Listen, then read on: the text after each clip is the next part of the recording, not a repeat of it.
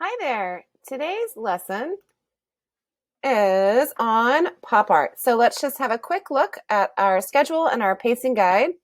So we are almost to the end. Tomorrow is our unit test. We will have one project for careers in art, and then we'll be studying for our final exam. So let's take a look at pop art.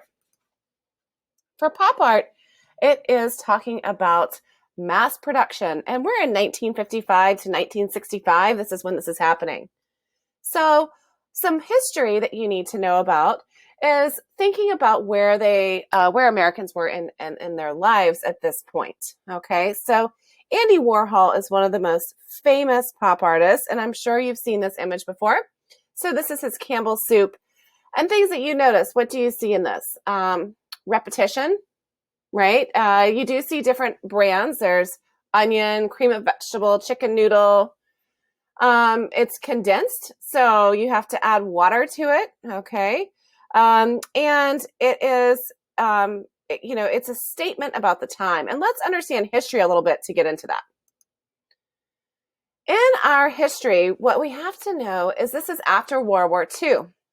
So during World War II, I'm sure you've studied in your history classes, they built, in the United States, we built factories, okay? Factory after factory after factory to mass produce things for this war. So the top right photograph, you see the airplanes that were made. Think about all of the weapons that the military needed. And so there was tons of production that started occurring. Well, after the war, they had all these factories and they needed jobs. So they switched them over to mass production for residential products. So things like on the right-hand side, you can see that's a mix master. You use it for cooking. You plug it in, spins around, you bake your cakes with it, or make your cakes and then bake them. So, they started mass producing things, which is why Andy Warhol made that images of canned soup. That was mass produced, and that came with World War II. And these were items that were necessary, food items or, toasters. And the advertisements started going crazy. And I know you've seen all those 50s advertisements for vacuum cleaners and all the products that were being mass produced, they started to do advertisements for. So the wondering is, how did this impact artists? Okay, you have Richard Hamilton, who was considered the founder of pop art. And so what they started doing was borrowing these mass-produced images, okay? So a big question was, looking at the society, pop artists are questioning, what is the public valuing? Are they valuing consumerism, advertising, mass production? And so Richard Hamilton made this collage. So he actually cut out imagery. He cut out imagery from magazines and pasted it down. Remember, we have done some digital collage work in our class, and it's the same thing. It's a layering of images. And he titled this, "Just What Is It That Makes Today's Home So Different and So Appealing?"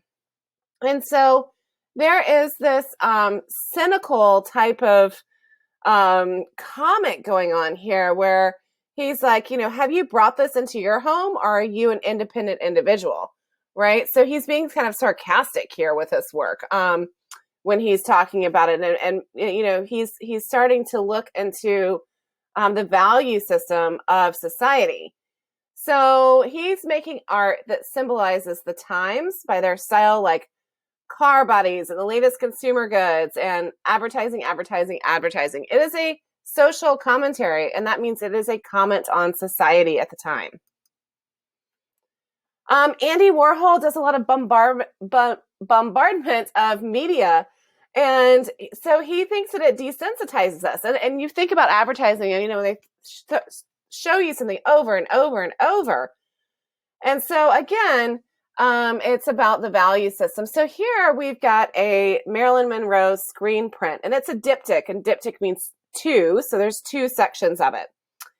And one thing that's kind of interesting is Andy Warhol grew up with Christianity, and diptychs are usually a part of religious artwork, the Byzantine time period with altars, and they portray saints usually in Christianity. And so Is he elevating Marilyn Monroe, who was a celebrity, an icon? People were obsessed with her, to being a saint? Is that part of what he's trying to say here? And interesting, this is a silk screen. So if you've got a t-shirt on right now and there's an image on it, that is made in mass production. It is printed. Okay, so there's a silk screen, and that's called printing. And we have looked at different printing processes and ingenuity as well. So this is the one where they take a screen and they push the ink through the screen and they print it onto the t-shirt. Okay, so he's using a lot of repetition, just like advertising, and he's making a statement that he can mass produce artwork. So he didn't actually paint this. His hand isn't on each individual one. And he didn't actually take the photograph of Marilyn Monroe. It was, from an advertisement. So it's not even personal. Like, he wasn't even with Marilyn Monroe and taking the picture. So he's starting to make those statements about what art can be. And here we've got Roy Lichtenstein. And he was into comics, and cartoons were super big at this point. And so he was into this as well. Now, the little dots are called Bende dots. And they add tone, and you can see it on the right-hand side better than on the left. That was from Ingenuity on the left. On the right, you can see those little dots in there. And she's saying, "Oh, Jeff, I love you too, but..." So he is looking at popular culture because comics and cartoons were so popular as well. But he's putting this emotion with it, right? So he's starting to play with this. You can see his solid black lines, filling with the Bende dots to add tone. It's very flat. He uses typically just primary colors, red, yellow, and blue. And so this was another pop artist of the time. The last piece that we're going to look at today is Wayne Thiebaud, and this is called Three Machines. So going back to thinking of the factories, right? Mass production. One of the beautiful things about his technique, by the way, is the heavy pigmentation, which means that the deep colors, the intense colors, and all the well-defined shadows in there really makes his work stand out. But he explains that he liked to paint gumball machines because they're a gadget for stimulating the greatest series of association and responses. He felt like life is like a gumball machine. You put your money into it to get a gumball, but you never really know like what color is going to come out, right? It's a gamble.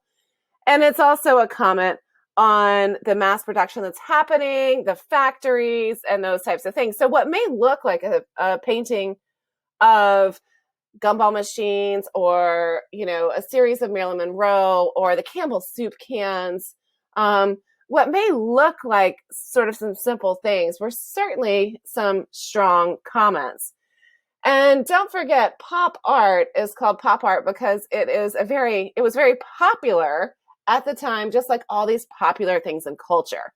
Okay, so as a society, are we making things easier for ourselves or harder for ourselves with all this mass production? And so, that was kind of the feeling, like, are we all buying into this, or are we going to be unique individuals? So a lot of strong statements made. I hope you enjoyed the lecture on pop art, and I will see you soon.